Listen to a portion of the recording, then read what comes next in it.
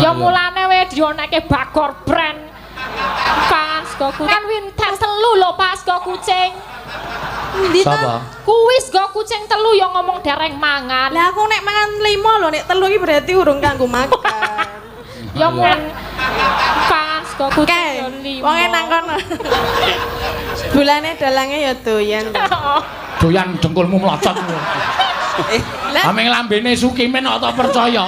Aja tak genengi mesake wong wedok nang omah kek garbini burung diakoni bojone mesake. Jenenge ya wis ana ta? Wis ana. Men mbok cangkeme iki sing apik. Lah aku nek mangan 5 lho, nek 3 iki berarti urung kanggo makan. Ya mulane we dioneke Bagor brand. Pas go kucing 5. Wong nang kono. Aku ki tau nesu kapan to, Tin? Aku ki wonge sabare kliwat ukur lho. Iya. Mendino nesu ra aku. Hah? Mendino. Aku ngayal kok. Nah ora ngayal ya ora tak nesoni. Wis gawe karo Ibu Bupati se, Ibu aja. Oh iya bener. Iya. Tumben. Iki rada bolong. Biasane ora rada bolong nek Elisa iki rada sengak. Dadi kowe dunekke goblok wong tumben ngono. Biasane kowe ora gagas sing nanggap, ora gagas sing nimbali sapa wartanana pangan biasane kowe. Iya. Ning niki wae dereng maem e. Dereng maem. Nah, ngilang. Lah wi angkringan kuwi apa ora aku dereng mangan winter telu lho pas go kucing. Sapa? Kuwis go kucing telu ya ngomong dereng mangan. Lah aku nek mangan 5 lho, nek 3 iki berarti urung kanggo makan. Ya mulane we dioneke Bagor brand. Pas go kucing 5. Wong nang kono sing ngonekke aku. Ya. Suarane gede jebulene, Pak. Ya gede wong lenang ra ketang sadele ya gembol kok ngono kok. Sama jatuh hati ya. Maco ya. Maco. Amin. So nek lahir aku kabarono ya. Nggih dikabari ngoten. Gake ndase bayine. Ameng lambene Sukimen kok tak percaya. Aja tak genengi mesake wong wedok nang omah kek garbini burung diakoni bojone mesake. Jenenge ya wis ana ta? Wis ana. Men mbok cangkeme iki sing apik. Lah Iki ngono kuwi menjatuhkan Pak Seno, mosok Pak Seno doyan. Member kok. Kritenan nang tasih Doyan dengkulmu mlocot. Ameng lambene Sukimen kok tak percaya. aja tak genengi mesake wong wedok nang omah kek garbini burung diakoni bojone mesake. Jenenge ya wis ana ta? Wis ana. Men mbok cangkeme iki sing apik. Lah Iki ngono kuwi menjatuhkan Pak Seno, mosok Pak Seno doyan. Member kok. Malah member. Iya cah iki ya do ngopo. Nyuwun lagu Liwung. Oh nggih, matur sembah nuwun. Ya, engko diaturake dadak nggodit barang ki ya ngopo. Iya. Ora apa-apa. Dadak nggodit ki aku ora seneng. Ya tetep tak tampa. Nek karo kaya ngono kok mesti. Ayo Mbak Natin. Ya, Tin. Ya, monggo jumeneng ya. Mbak Tatin menko ngaturke apa lelagon? Ya. Nggih, Mbak Tatin.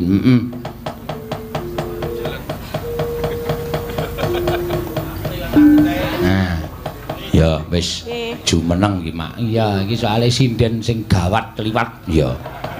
Lah napa lho? Wingit kepati-pati ora kena dipidak wewayangane. Nesune gampang le angleh angel. Iya. Ya surat dadi ngopo? Iya. Ya, kowe piye ngopo arep ngaturke apa? Mboten napa-napa, meng ajeng sugeng dalu tok. Karo? Kalih jenengan.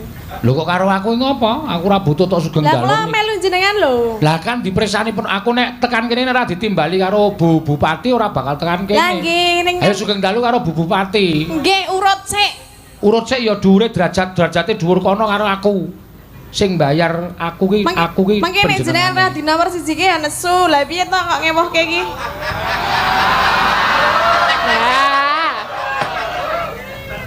Aku ki tau nesu kapan to, Tin? Aku ki wonge sabare kliwat ukur lho. Iya. Mendino nesu ra aku. Hah? Mendino. Aku ngayal kok. Nah ora ngayal ya ora tak nesoni. Wis gawe karo Ibu Bupati se, Ibu aja Sri Mulyani. Sugeng dalu Ibu. Nah, Ibu Sugeng Bupati. lenggah. Lah, Ibu Bupati ora ming Ibu, ngono ora. lah nggih pun ngertos nek Ibu Bupati. Jenengane ngerti apa ora? Busri. Busri sapa? Ngeliane. Oh iya bener. Iya. Tumben. Iki rada bolong. Biasane Rada- ora buntet. rada bolong nek Elisa iki rada sengak. Dadi kowe dunekke goblok wong tumben ngono. Biasane kowe ora gagas sing nanggap, ora gagas sing nimbali sapa watonana pangan biasane kowe. Iya. Ning niki wae dereng maem e. Dereng maem. Nah, ngilang. Lah wi angkringan kuwi apa ora diaku-aku, dereng mangan winten telu lho pas go kucing. Endi to? Sapa? Kuwis go kucing telu ya ngomong dereng mangan. Lah aku nek mangan 5 lho, nek 3 iki berarti urung kanggo makan. Ya mulane we dionekke bakor brand. Pas go kucing Kae, ya 5. wong nang kono sing ngonekke aku. Ya, ki Mbak Tatin iki mau disuwun saka manajemen Mbak Apri, Mbak Mimin. Nggih, napa? Apa? Wo, lah iki malah ana tulisane kalian Bu Prastiwi nyuwun liwung. Heeh. Nggih. Nyuwun liwung karo sisan bae nok kuwi wong loro kon nyanyi sisan. Ya. Ya lewat Ayo, Min. Kakak. Ayo Mbak Apri. Yo yo. Oh penontonnya wis do ayo iki. Kowe tak njeloki lho Mas. Nek ndekem nang kono. Ayo. Yo Mbak, yo Lek Kimin. Heeh. Ayo Mbah Men. Mbah Men. Ayo ndang ceket-ceket Pak. Ah, wong biasane yo nang Pak. Wah ganteng tenan nek ngene iki. Waduh. Kok ora kaya biasane. Ketok lanange nek. Ketok lanange. Aku nek ketok lanange wedi aku sah. Jauh ngadoh ya. Aku nek biasane cok cipika-cipiki nek iki kon yo lali bareng. Aja dipadake nek gelungan. Lah iya, mulane aku wedi to. Iya. Sugeng dalu Pak Seno. Wah, suarane gede jebulene, Pak. Ya gede wong lenang ra ketang sadele ya gembol kok ngono kok. Sugeng dalu Mbak Tatin, De Elisa. Sama langsung jatuh hati. Anu ya, maco ya. Maco sebulan. jebulan. Aku ya iso. Tapi Coba Kendali di Elisa.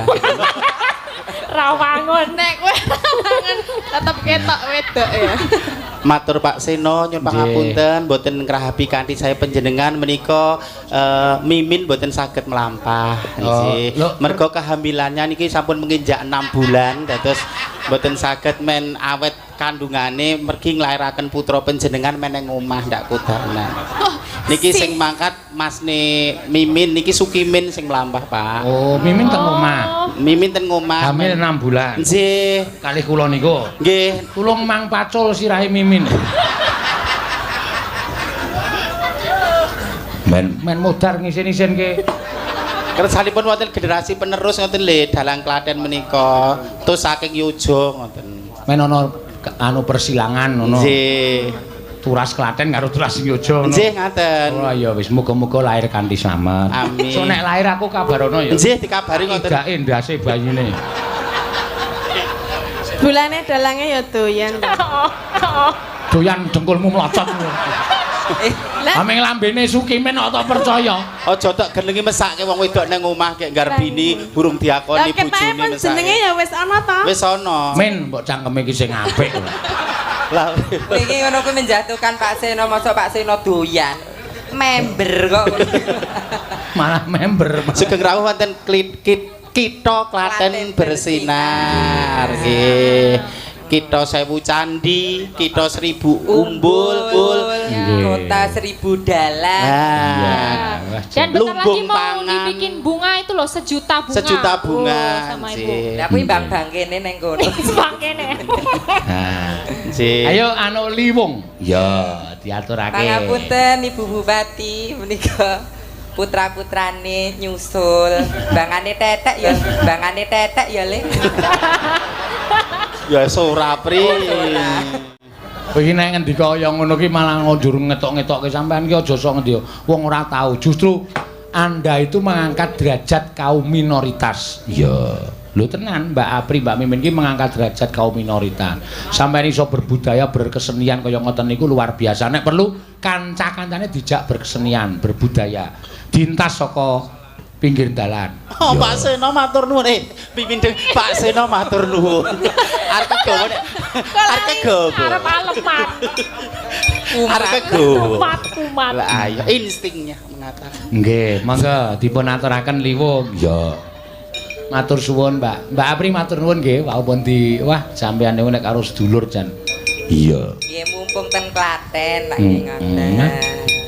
Seneng tenan. Kula saged kados mekaten menika rak saking dorongan panjenengan. Nggih. Nek neng Klaten ya disengkuyung seniman dalang Klaten, seniman kabeh Klaten. Oh, nggih. Ning Ngayuja disengkuyung Pak Sino lan kanca-kanca dalang Ngayuja. Nggih, sampeyan sakniki wis gleleng jakete we kulit.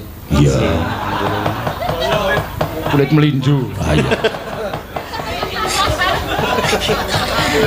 Menika Bu Pras mboten sekalian. Kalau request Lah Bu Pras ki ya regane jenengan wong. Aku lagi arep ngelokke mimine. Berita apa? Jakete kulit melinju, melinjune dikletek. Kletek dikapake ora.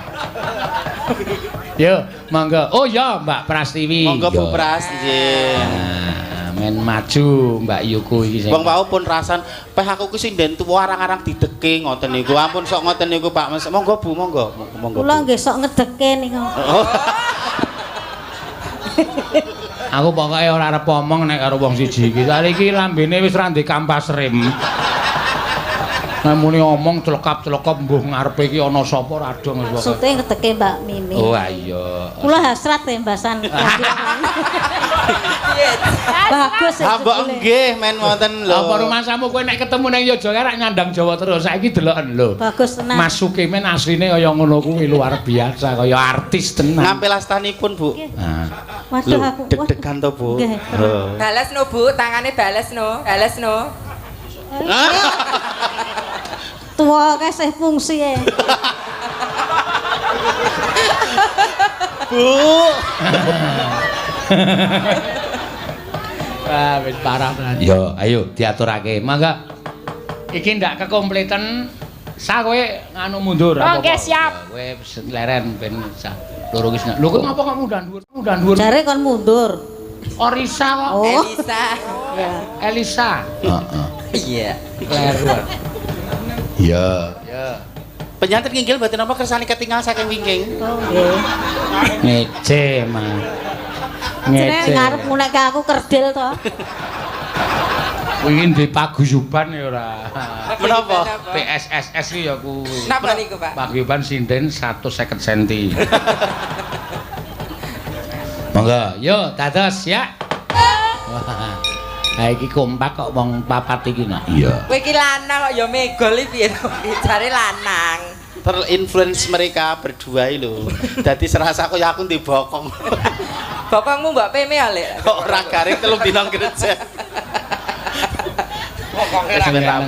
Iya. Bokong kok rego 70.000. Ning semanake Mbak Mimin Mbak Apri iki luar biasa kok. Iya, ya pancen tenan kok. Pak. Sesuk nek piye ning Yojo nek pas aku prei arep tak sewake hotel. Ya. Hotel Mirah Putih pom bensin. Ayo. Mangga, ya. Sabda Pandita Ratu Tresni Ratu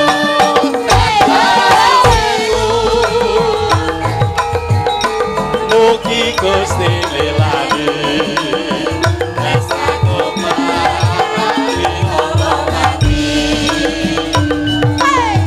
Jengkol dawet sakit jengkol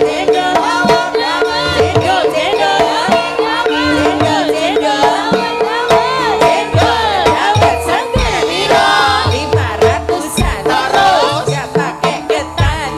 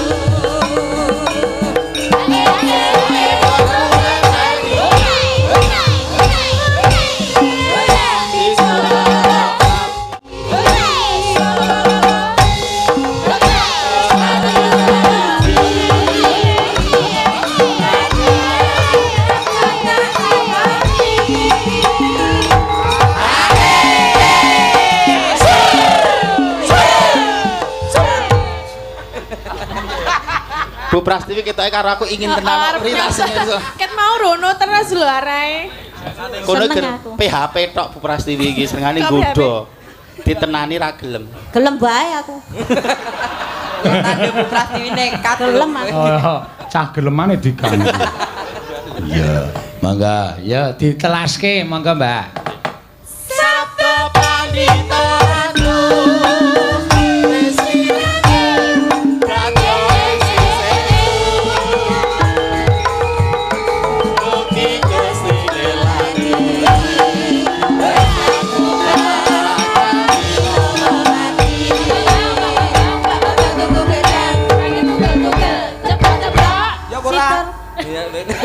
Pripun Bu? Iya, matur suwun. Matur Mbak. sembah nuwun, Mbak. Prastiwi karo Mbak Tatin ya iki ya dibantu karo Srawung ki ya apike ya ngene iki ana ya. Dadi ora bedak-bedake antarane kono kene sing baku manunggal ya. Papat iki sekawan ya. Papat sekawan. Papat niku sekawan ingkang napa niki wau napa kula ngemirengke ingkang wonten ngajeng wau katosipun Ngajeng. Kacang mau wonten napa naminipun wonten kecamatan Gedong Kecamatan Kemalangan katosipun terus wonten Gedung Informatika nggih Kominfo. nggih katosipun niku kalih sekretariat DPRD Klaten niku nggih kalih niki inspektorat niku sing paling larang dhewe nggih mugi-mugi nggih kula pangajeng kaceng kula pangajeng ngajeng terus ora arep tak penerke terus ora momen kowe ajar mikir kok ya Pancing-ancing kula mugi-mugi nggih sedaya mawon ingkang bekerja aparatur sipil wonten inspektorat nggih saged bekerja maksimal saged bekerja sama kali kepala dasipun desa-desa nika apa kepala dasipun desa-desa si kok maksudnya ndas desa iki piye kepala desa ora sok tak tambahin ndas. Nggih, basa Jawanipun. Kepala iki. Kepalanipun desa-desa. Nggih, mugi-mugi saged bekerja sama dengan baik. Amin. Wau nggih sampun tanda tangan fakta integritas semoga dapat mencegah dan memberantas korupsi. Amin. Nggih. Kuwi apa kuwi jenenge? Tanda Fakta tangan apa? integritas. Integritas ya apa? Ya kuwi engko dadi berjanji sebagai kuwi berjanji dia berfungsi sesuai peraturan perundang-undangan dan dia berjanji dinggo ora korupsi ngono lho, Pak. Oh, ya aku untuk melakukan tugas dengan baik. Jenenge apa? Fakta integritas. Fakta integritas. Ya Pak Seno barang ya kudune tanda tangan. Dadi nek entuk saweran ki aja dijupuk. Pawane 200 ya sinden dine 200 aja 50. Motong ngono wae motong apa? Wong urung saweran urung komplit. Iki duwit di ncanceh iki duwit ya lumayan ki nggo mangan sesasi nek aku sedeng iki. Kayak kono engko didum sinden-sinden. Ya engko didum sinden-sinden. Kowe bles ki ora. Wong urung disenggol, urung diitung kok wis disebut. Lah ya duit dibuang-buang, duit berguna. Lah salah tok lokke wong aku ora tau motong kok. Oh iya denane, carane talang teles. Apa? Talang kuwi teles. Aja nek iso talang ya aja teles. Kepare. Nek pancen bantu ya bantu lahir batin. Kritenan Aja duwe pengarep-arep apa-apa kuwi ora apik, ora becik. Leres menika. Ngono. Wah, niki nek menawi Bu Bupati saged wonten mriki dipersani seluruh dunia lho, Bu. Iya. Oke nembang kalih kula, nadyan kula radiedan tapi kula mboten brakot kok. Dhek sadar dhewe dhek. Iya, suwe-suwe sadar dhewe nek rada edan. Iya. Nggih, matur sembah nuwun. Mugi-mugi saged kasembadan. Nggih. Matur suwun ya. Karo apa arep ngaturke apa? Seneng kowe sowan eneng kutha Klaten kene. Seneng banget niki. Saiki wis mulai nyenengke, luwih nyenengke meneh. Napa? Wis ora ana apa perbedaan antaraning gaya Jogja karo gaya Klaten. Injil mboten wonten. Nyatane awak dhewe sowan mrene sing nonton yo akeh yo nok sing iso nampa gagrag ngayojo yo luar biasa. Padahal niki pusat seniman nggih Pak niki, seniman klasik napa mawon wonten mriki. Heeh, dalange yo apik-apik. Dalang kata seniman seniwati. Pengendang pengrawit yo luar biasa. Yo mula Klaten ki anu apa jenenge ana dalang apik laris mesti asale saka Klaten. Oh iya. Mesti darah Klaten. Pak Seno wonten darah mriki nggih. Ana, asline aku ana ning aku ora iso ngurutke. Malah ngaku. Ngaku cengelmu iki domong. Oh, aku cerita tenan. Oh iya tenan. Ana Mas Kasim iki lho. Nganti aku mbiyen tau tate karo Suwargi Pak Mbah, Pak Dikesdik kuwi kowe dolan ning Soran. Wong kowe iki janjane ora dalang yojo. Sing yojo ki ming sandhangamu ro keprakmu. Nek getihmu iki getih Klaten. Klaten. Lho, ning aku urung sempat sowan, Pak D wis sedo. Lah, aku nyuwun prisa karo Mas Kasim kuwi. Mas Kasim ora iso nyejarahke. Mergo kuwi ya bodho. Ora. Iya. Lah aku ya ora ngerti. Ha padha aku ya. Ning asline ana wonten mriki darah Klaten. Makane ya saiki kaya ngene welok tenan yo. Welok tenan piye? Ya kondang kaloko. Wis kowe nek ngomong aku melu bunek sa. Kondang-kondang keloko. Iya.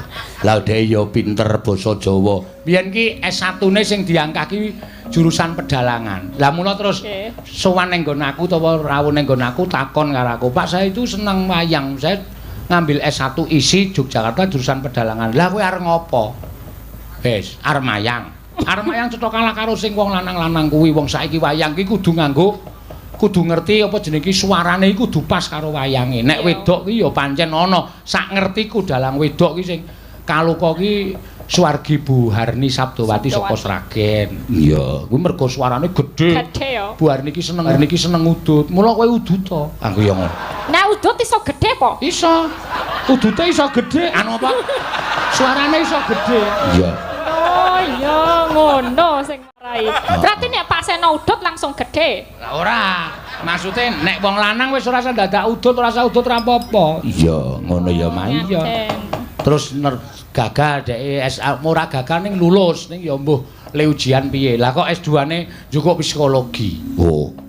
Psikologi ngopo sak kok ndelok psikologi? Lho aku pengen neliti, Pak. Neliti apa? Psikologi iki neliti wong edan-edan.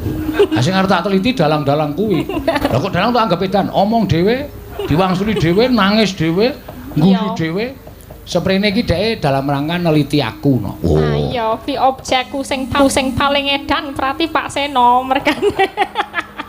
Dadi objek penelitian psikologi. Ora masalah pokoknya. Tapi ra apa-apa matur sempat nuwun nggih Pak Seno awet panjenengan menika marake kula saged S2. Penelitian S1 nggih Pak Seno, S2 nggih Pak Seno. S1 tentang Pak Seno sing tentang dalang, terus ngerti nek Pak Seno kentir, terus aku njupuk psikologi ben coba engko menawa nek aku njupuk tesis nggo ngobati kentire Pak Seno. Ngono jebul ya tetep kentir ya ora apa. Jan kudu seniman kudu kentir. Aku ya kentir. Soale nek ora satok tambani sing jeneng dalang kuwi iso nambani dhewe. Sing jeneng dalang ki duwe kekuatan yang luar biasa. Oh, sakit to, Pak? Kok canggih? Domonge ora percaya. Wong aku ki carane piye? Lah aku ki kerep kok ditekani wong do njaluk tombo wong edan kuwi. Bener kepala sakit ngaten niku? Iso. Piye? Nambani wong edan minta dudui. Iki apa? Jam. Nah, langsung mari. Wih, canggih tenan. Tenan. Lah mari wong ngerti dhek nek kuwi jam. Iya. Oh iya ya. Nek tak tutuki iki apa? Lemper. Edan kowe. Nek iki apa jam? Mari. Wis tak anggap mari takon nggo bali. Iya. Bener ya, Mas. Iya. Dadi rasa datang model psikologi kabeh wis lancar. Ngono ya. Heeh. Ayo karo ditembangke podang kuning. Ya. Ngoten Pak Tatin. Oh, iki panyunane engko Mbak Tatin akeh sing arep nyuwun. Ya. Podang kuning malih. Mbak Tatin kok gampang. Ya. Mbak Tatin kok digoleki sing goyange hot mesti wah. Iya, mergo lagi nganu no, in wonge. Ya. In. Ya gampang wonge. Heeh. Nadyan wujud mung peksi lha akeh lho sing ngrasani nek omong kagok nek nembang kok penak iya ngono ya lambuk kuwi telake ana apane kuwi ya belajar artikulasi ngono lho nek nyanyi basa Inggris kae ya wonge gleleng-gleleng kok mergo ngapalke padane kuwi yo ngene tapi nek ngomong ya bletetot ki piye terus lha iki eneng sing nyuwun meneh sa napa Pak yo nawala ning lumantar WA yo selamat dan sukses atas peresmian gedung baru kantor Inspektorat Kabupaten Klaten semoga dengan gedung baru meningkatkan pelayanan dan pengawasan oh iya nyuwun gending sarung jagung Mbak Elisa. Wah. Salam hormat kagem Ibu Bupati Ibu Sri Mulyani saking Tristianto Karangdawa. Oh iya Klaten. Siap lanjutkan. Matur sembah nuwun. Dibaca komplit nggih Pak Dalang. Nggih, kula baca komplit. Saweran kagem Mbak Elisa. Pira? 2 juta. Oh iya. Wah, 2 juta. Nggo Pak Seno? Ora ana iki mung saweran nggo kowe 2 juta aku senengane. Kok tumben jujur ya. Biasane 2 juta iki sing 1 juta nggo dalange, sing 500 nggo wiyaga 500 nggo sindene. Ora iki tak waca komplit. Aku bengi iki ora arep ngapusi aku. Iya. Arep jujur aku, du sinden 2 juta. Oh iya. Matur. Oh tak yoga 1 juta. Oh iya. Wis kok gampang. Tok talangi sik ra. Pak Tris niki dalange diparingi nggih. Rasa, wis rasa tok jalukke aku wis di kerjeken wis seneng kok. Oh nggih. Niki diganti napa mboten? Rasa terus podang kuning kok apa jenenge sarung jagunge dhewe. Iya.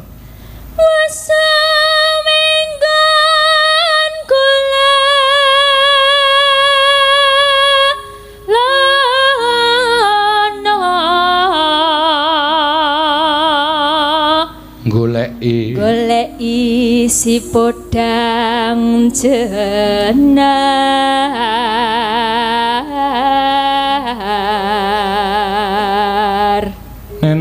neno iba bunga hengatiku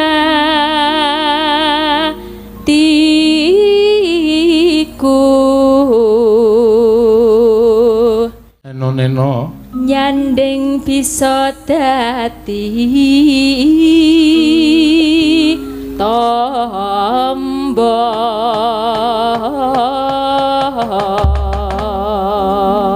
ya iki uga nawala meneh Pak Dalang kula Fajar kalian rencang kula yoga tunanetra badhe nyumbang lagu kagem Ibu Bupati Klaten matur sembah nuwun Mas Fajar oh iya nggo diaturake Mak bar apa podang kuning iki ya monggo iki wong ora weruh ning kersa nyumbang lagu iki nyenengke ya monggo ya esuk awane ngomah wis ora kerasan luyuran anggoleki sing tak sayang muga-muga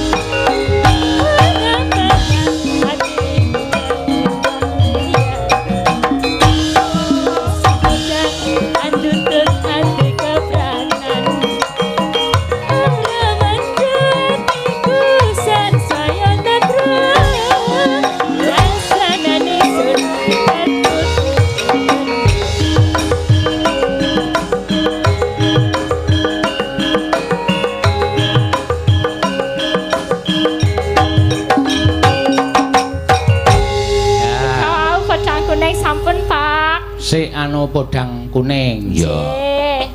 Nya ditmu nya sing ditransfer tak talangi sik ngundak. Repot sesuk nek kowe ngoyak-oyak ndak malah. Ya. Tenanan iki, Pak? Serius. Saestu? Matur sembah nuwun nggih, Pak. Mbuh.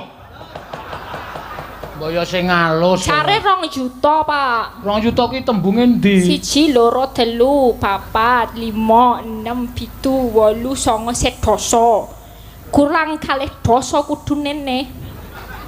Kurang sedoso malih. Nyonya. Nggih, matur sembah nuwun nggih, Pak. Semeng podang cair niki. Sampun cair Pak Tris. Cair. Pak Seno niki sampun niki. Lho, kok tak duduke liwat apa kuwi? Kamera. Wah iya. Men Pak Tristianto iki lenggahe nang ngendi?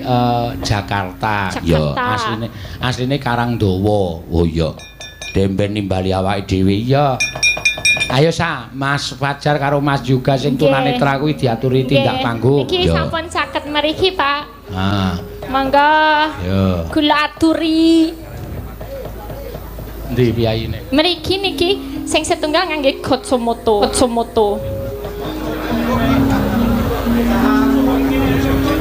Saiki aku tak takon karo kowe Napa, Pak? Apa sebabe? Dhek iki ra nggo kacamata kowe wis ra weruh kok nganggo kacamata. Hooh, aku ya bingung niku, Pak. Engko takonono sebabe apa? Kula takonane. Iya. Mas sinten mau? Sik setunggale Mas Fajar. Mas Yoga. Sing sijine Mas Fajar. Halo, Mas. Halo. Wah, Mas Yoga. Kok jenengan ngangge pun rigi mawon ampun niku wonten seneke Mas Keswan mengko didukani. Coba dipek di anu caos simik. Ya. Mas Yoga. Kangge Mbak Ingisa. Waduh kok kenal e. Sandal lo YouTube po, Mas. Oh, kowe kurang ajar kowe ora. Kok ngerti aku? Lah ya kok ndur tembungmu sok ndelok YouTube. Wong dhek iki wis tunanetra kok ndelok YouTube ora. Oh iya, berarti mirengke, midhangetaken YouTube. Nggih, mirsani YouTube ngagem tangingan. Sik, kowe nek mirsani kleru. Enggak piye? Mirsani kuwi kok apa kowe weruh apa? Iya, Po. Kok kowe nyawang wong ayu ra ketok. Ya ora ketok ya ora apa-apa, penting suarane kok. Oh, dadi dhek iki sing dindelke suarane. Suara nggih. Ya pancen peka terhadap suara nek wong tunanetra ngono kuwi mak. Iya. Berarti nek menurut suara kula niki ayu napa mboten Mas Yoga? Wah, niku ayu. Wah. Nek Bu Prastiwi ayu mboten. Wah, nggih sedaya nggih ayu. Sedaya ayu berarti ngapusi. Ya ono sing elek barang kok. Sing elek sapa kowe kok ngarani kancamu elek iki? Sing elek ya kowe kuwi. Iya. Kok nganggo Gotsumoto Mas? Ini napa nggih kadenge pelindung debu. Oh, pelindung debu ben lage biliben. Kadenge nggih keren lah. Oh, keren jeng sempeh kuwi. Aja guyu to Mas, nek guyu tambah manis Mas. Mak brene kowe rene. Nggih, ajeng ngatur napa wau? Ngaturke tetembangan kagem Mbak anu Ibu Bupati. Bupati. Ngaturke apa Mas Fajar kali Mas Yoga? Kula wau ngidam sari. Oh nggih. Wau wonten kesepakatan mbok menawi Mas Yoga ingkang nembang. Nggih, terus sampean ajeng napa? Mas Fajar. Monggo. Salto. Mboten. Kok salto mah ra iso ya, Pak. Kok salto mah wingi kecemplung kali, Pak. Ha nggih jelas, sampean ajeng kendang.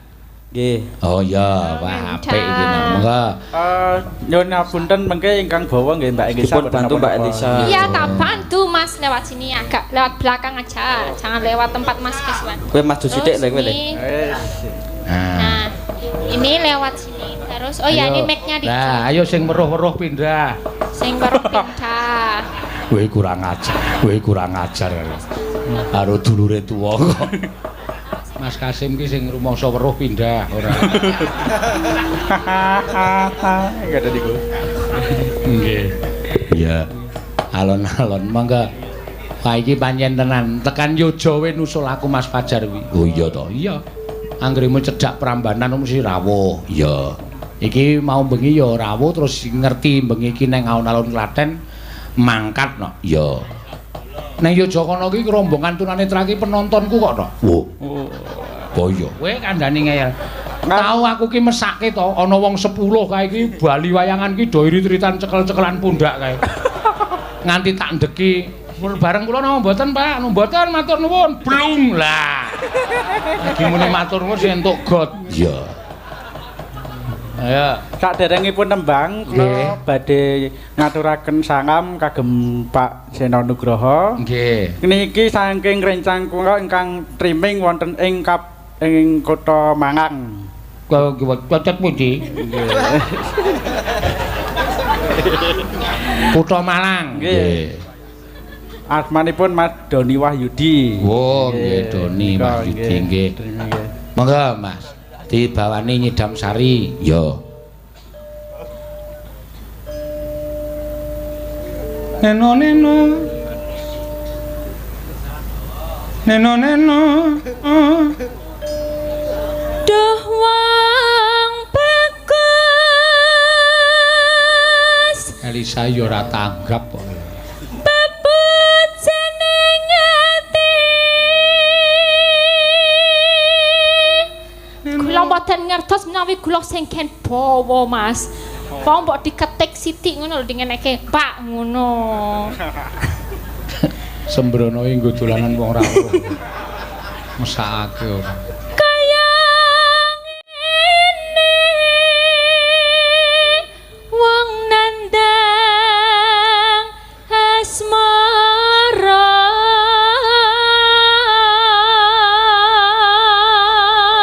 Ning kadang kala wong ora nuntut sewu wong ora pirsa ngono ki sok omongane sok marahi guyu lho. Kok iso?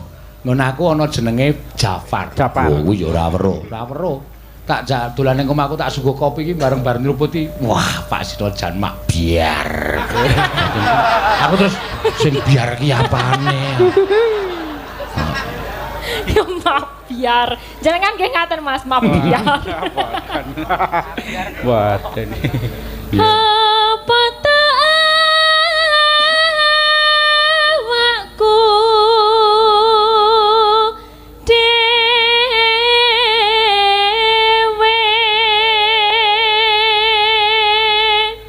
Neno neno duh dewa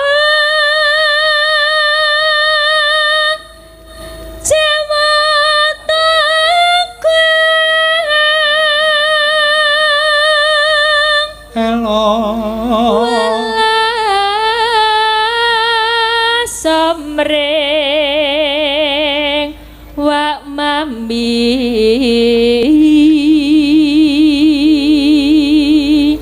matke aku Thomas tak kandrung kaya ngene kok wong dinengke wae ya anggere kualat cilaka lho sa wong ora weruh kok tok toleke matne aku Thomas aku ini aku sing wuta taunake matamu. Ki anu dar kendangmu posisine penerke jar. Engko nek liwat anu ketak tung yong. Yeah. Besok kapan katekan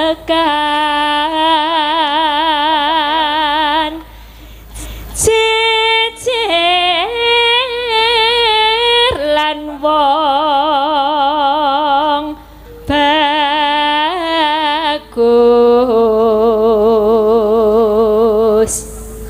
neno umpama nonah kodho tanpa pegang tanganku kene lho Mas. Nah, ben wangun ya. Kaya weruh ngono lho, etok-etoke. Tanpa prau sasadara dan pepetri. Piye tanganku rasane? Hah? Piye omong to? Emang digelitik-gelitiki barang kok gleleng weruh-weruh. Tangking remene kepanggihan kalian Mbak Engisa. Nyidam Sarias Moro.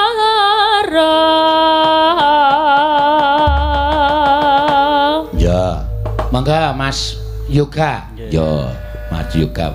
neno upama sliramu sekar mengadi aku kumbang bidang sareni upama sliramu marji wong mandi aku kan bakal liwati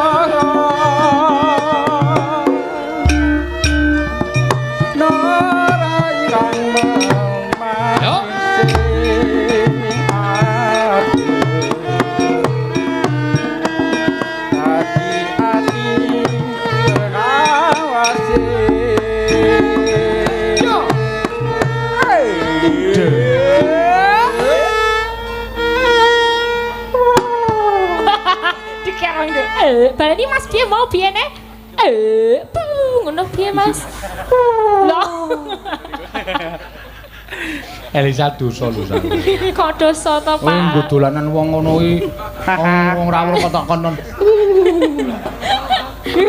Aku terpesona. Aku kan terpesona. Mbok dipek. Dipek. Ora sempat nginden ming nuntun. Yo, mangga.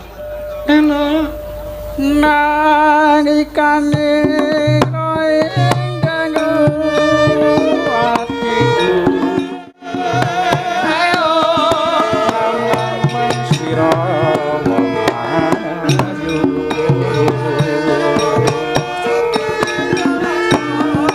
ayu mati ora pandai Jai poe rasamu nih men tendang-tendang dhewe.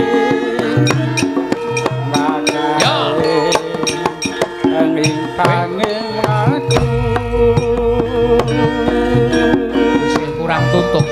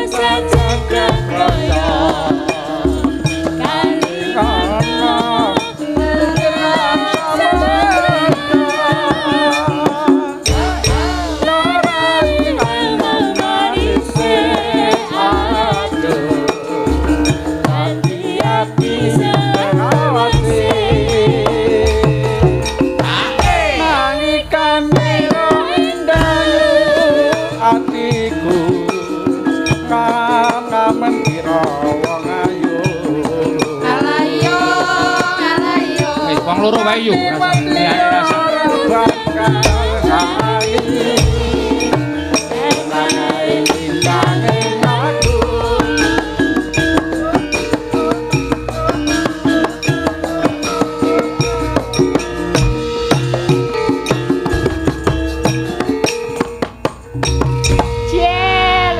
Mas Yoka, terima kasih suaranya sing bagus. ngendang yo top, sing ya, Mas nyanyi Fajar yo top. juga luar biasa. Wah, jan nyenengke. Nggih, alhamdulillah niki pamecut kagem para kadang-kadang difabel nggih. Alhamdulillah kula kaliyan Mas Fajar wiwit tasih langit wonten ing SCB nate nampi penghargaan. Nalika riyen kula tak rencang kali Mas Fajar dados anak band. Wah. Riyen pikantuk penghargaan rekor muri grup band termuda se-Indonesia. Wah, tapi tidak pro. Iya. Nggih, bener. Pokoke Kritenan nang tasih